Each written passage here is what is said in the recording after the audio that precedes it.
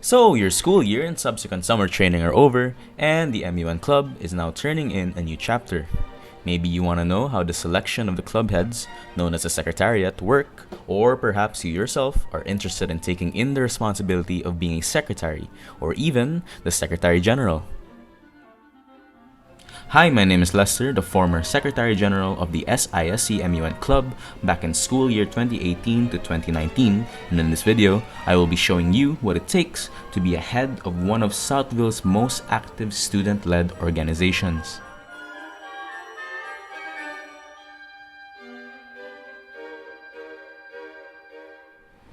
The SISC MUN Club's organizational structure is as follows. On top of everything is the school's representative and moderator, known as the Director General. Helping him or her manage the club is the club's Secretary General, sometimes called the SG or SecGen. Partnering up with the SecGen is their Deputy Secretary General, also known as the DSG or DepSec. And lastly, they are teamed up with a number of secretaries that aid them in administrative functions, fully completing the Secretariat team. With the Secretariat are the other registered members of the club.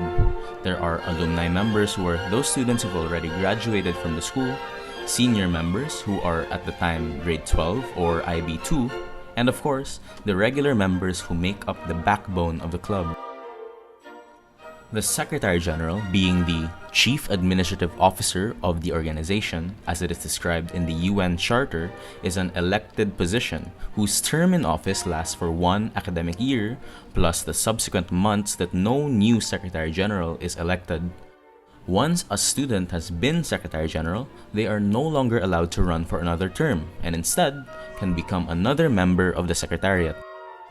It's to avoid dictatorships. The SISC MUN Club's election process, as of 2020, closely follows the election process of the real United Nations. This was implemented for a few important reasons. One is to properly define the roles of the Secretariat and to empower students to take up these roles. Second is to make sure that competent student leaders that will affirm the values of the school, the club, and the interests of their fellow MUN Club members are elected. Third is to ensure that a clean yet comprehensive process can be done every school year. And lastly, to uphold the guiding pillars of Model United Nations by providing students with an immersive and informative experience that simulates the real United Nations. Basically, if you can run, you may run. The election process, or as I like to call it, the three-phase process, is roughly based on Article 97 of the United Nations Charter. Here's how it goes. The first phase is the nomination phase. This is done in a General Assembly meeting, meaning everyone is invited. Here, any registered member of the club can submit a name to the Secretariat of a person they wish to nominate as Secretary General. They can even nominate themselves. All that matters is that the nominee fits the criteria for selection. 1. The nominee must be a registered member of the club. 2. The nominee must have won an award. 3. They must have chaired at least once, even during trainings. 4. They must have no failing grades. And 5.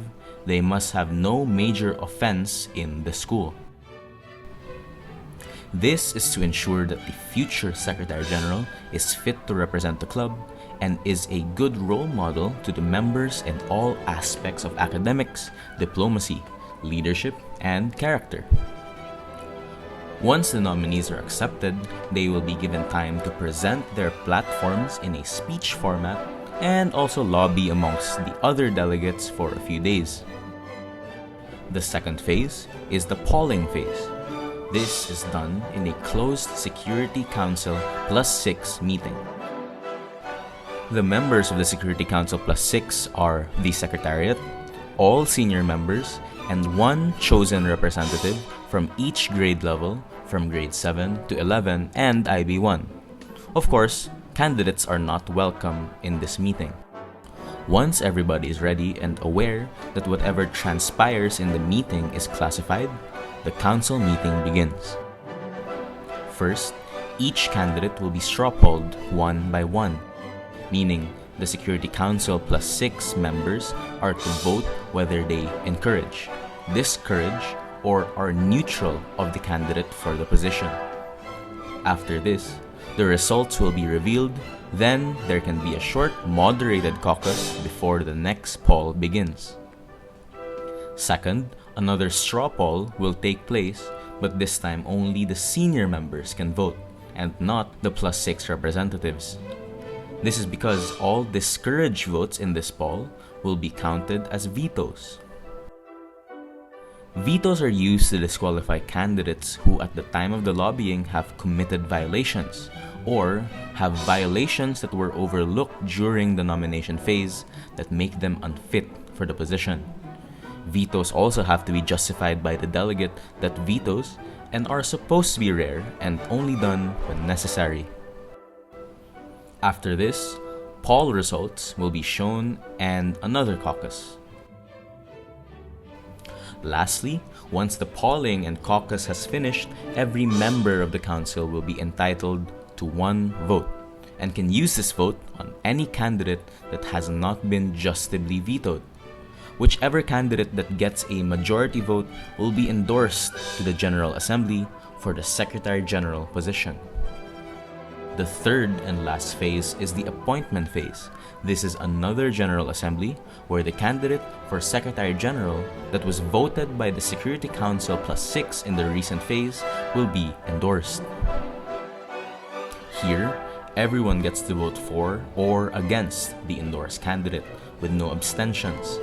To be Secretary General, the candidate needs to garner a simple majority vote of 50% plus 1, meaning if there are 60 members in the General Assembly, for example, there has to be 30 plus 1, 4 votes in order for the candidate to pass. If he or she does not attain the simple majority vote, then Phase 2 will repeat.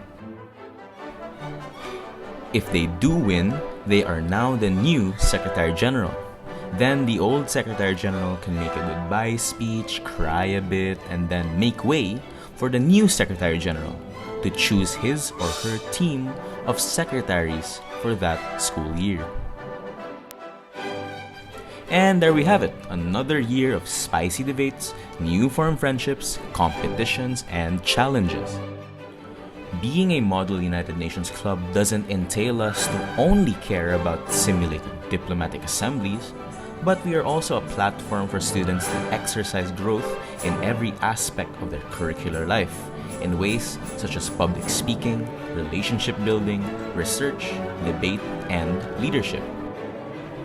Being a member of the club is not for everyone, and is definitely not easy, especially for the members of the Secretariat.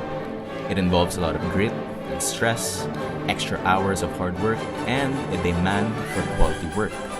But if you stick around, I'm sure that you'll have some of your most memorable moments of your high school here in the SISC MUN Club. Thanks for watching.